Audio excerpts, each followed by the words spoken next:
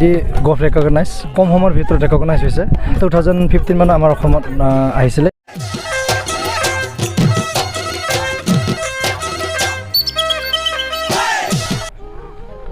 স্বাগতম জনাইছোঁ colours of Brahmaputra অন্য এটি ভিডিঅ'লৈ ইতিমধ্যে থাম্বনেইল দেখি গম পাইছে আজি এখন কম্ফু খেল চাবলৈ আহিছোঁ আৰু কম্ফু খেলখন হৈ আছে সৌ তাত ৰাইকচমাৰীৰ এই যি চপাই দলং আছে চপাই দলঙৰ সমীপত বা তলতে হৈ আছে তো এতিয়া খেলখন চাবলৈ যাওঁ আৰু আপোনালোককো দেখাম খেলখন আৰু খেলখনৰ বিষয়ে জনাম দেন বলক আমি খেলখন চাবলৈ যাওঁ খেলপথাৰত গৈয়ে দেখিলোঁ দুজন মানে পূৰা প্ৰেক্টিছ কৰি আছে আৰু এই গৰমৰ মাজত খেলখন অনুষ্ঠিত হোৱাৰ বাবে খেলুৱৈ আৰু অভিভাৱকসকলৰ বিলৈ নোহোৱা হৈছে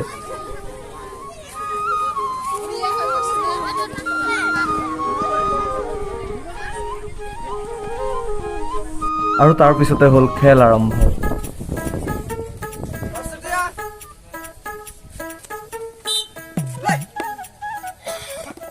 খেলুৱৈসকলে প্ৰটেকশ্যন লগাই লৈছে কাৰণ এই খেলসমূহ বহুত ৰিস্কি হয়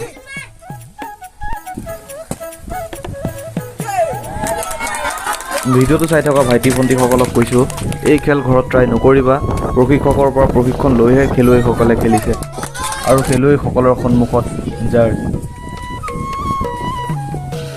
আৰু খেলুৱৈসকলৰ প্ৰটেকশ্যনবোৰ বাৰে বাৰে চেক কৰে যাতে কোনো ধৰণৰ দুৰ্ঘটনাৰ সন্মুখীন হ'ব লগা নহয়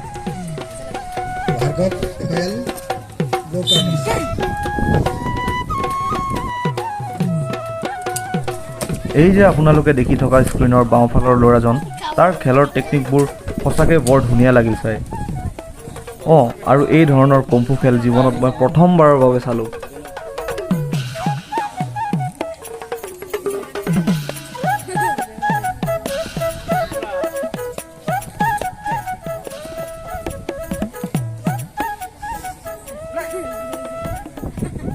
আৰু খেলততো হাৰা জিকা থাকেই আৰু এই খেলত বিজয়ীজনৰ হাতখন দাঙি লৈ বিজয় ঘোষণা কৰা হয়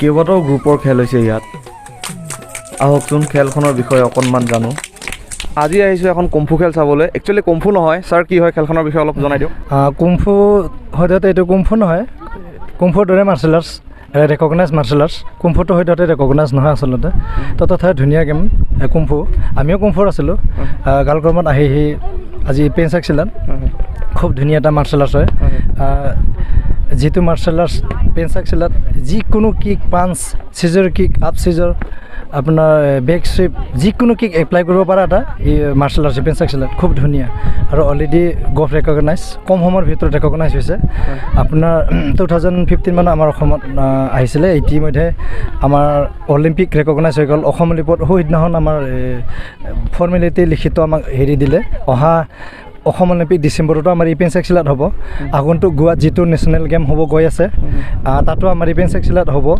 এইবাৰ প্ৰথম হ'ব আপোনাৰ এছিয়ান গেমছতো আছে য'ত নেকি আমাৰ হিমা দাসেই এথলেটিক্সত মেডেল লগাই DSPৰ নেশ্যনেল পদত অধিষ্ঠিত হৈছিল তেনেকুৱা গেমতো আমাৰ এই গেমটো আছে মুঠৰ পৰা আপোনাৰ সেইদিনাখন আছাম ৰাইফলতো কোটা ওলাইছে ডিফেন্সতো প্ৰায় ডিফেন্সতো কোটা আছে আছাম পুলিচত টীম আছে আপোনাৰ পেঞ্চ এক্সিলেণ্ট পাঞ্জাৱ আপোনাৰ লাভলি প্ৰফেচনেল ইউনিভাৰ্চিটিত কোটা আছে এক্সট্ৰা পঢ়িবৰ কাৰণে অলৰেডি আমাৰ অসমৰ পৰা পঢ়িও আছে স্বয়ং মোৰ নিজৰ ছোৱালী ছাত্ৰীও পঢ়ি আছে ঝৰ্ণা বৰ্মন বুলি শোণিতপুৰ ঠেলামাৰাৰ পৰা আপোনাৰ গোলাঘাটৰ পৰা আছে প্ৰেৰণা হাজৰিকা দিবাকৰ ৰাভা গোলাঘাট মোটাবিক LPত মানে পাঞ্জাৱত 5জনী ছোৱালী আমাৰ এই পেঞ্চ এক্সিলেণ্টত আছে আৰু অলৰেডি বেছি কেইদিনমান আগতে অমৃতসৰ ইউনিভাৰ্চিটিত পাঞ্জাৱত আকৌ এনেকুৱা কোটা ওলাইছে এনেকুৱা বহুত ধৰণৰ সুবিধা আছে বৰ্তমান মাৰ্চেল আৰ্টছত আপুনিতো ইয়াতে শিকাইছে কোচ হয় আপুনি হয় আপোনাৰ আণ্ডাৰত কেইখন স্কুল আছে ছাৰ মোৰ আণ্ডাৰত ক'ব গ'লে গোটেই শোণিতপুৰত আছে বহুত 8খনমান হ'ব টোটেল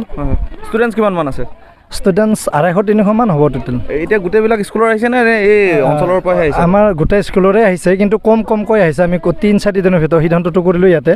বহুত বেছি আমি দিন ল'ব নোৱাৰিলোঁ, কাৰণ আগন্তুক আমাৰ 20 তাৰিখৰ পৰা মানে 20 জুলাইৰ পৰা এই তিতাবৰত এই ষ্টেট চেম্পিয়নশ্বিপখন আছে। ষ্টেট চেম্পিয়নশ্বিপত পাৰ্টিচিপেট কৰাবৰ কাৰণে আমি ডিষ্ট্ৰিক্টৰ পৰা চিলেকশ্যন কৰি নিবই লাগিব। সেই কম সময়ৰ ভিতৰত আমি বহুত ল'ৰা ছোৱালীক খবৰ দিব নোৱাৰিলোঁ, প্ৰশিক্ষকবিলাকক ল'ৰা ছোৱালীবিলাক সেইকাৰণে বহুত কম সময় দিয়াৰ কাৰণে ইয়াত মানে পাৰ্টিচিপেট কৰিব নোৱাৰিলে। মানে ইয়াৰ পৰা ভাল ষ্টুডেণ্ট ওলাবনে ছাৰ? নিশ্চয় ভাল ষ্টুডেণ্ট ওলাই আছে। হয়তো আমাৰ এইটো চেম্পিয়নশ্বিপ নহয়, চেম্পিয়নশ্বিপ হয়, কিন্তু 20 চেম্পিয়নশ্বিপ।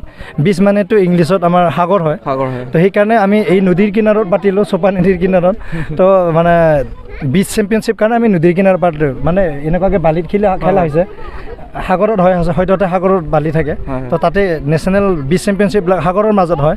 তো আমাৰ এতিয়া সাগৰ মাজতো নাই, চপা নদীটোকে আমি সাগৰ বনালোঁ। তো গোটেই বালি আনি আমি ইয়াতে 20 চেম্পিয়নশ্বিপটো কৰিছোঁ। আৰু অসমত প্ৰথম ডিষ্ট্ৰিক্টত যি 20 চেম্পিয়নশ্বিপ আমিয়ে কৰিছোঁ ফাৰ্ষ্ট। অল অসমত এতিয়া আস্তে আস্তে হ'বহে, চবেই কৰিবই লাগিব, সেইটো চিয়'ৰ আছে, কিন্তু ফাৰ্ষ্ট আমিয়ে কৰিছোঁ এইখন। আচ্ছা আচ্ছা, দিয়ক ছাৰ, থেংক ইউ। গোটেই খেলখন চাম বাৰু, আছোঁ ইয়াতে ছাৰ, ভাল লাগিল কথা পাতি ছাৰ।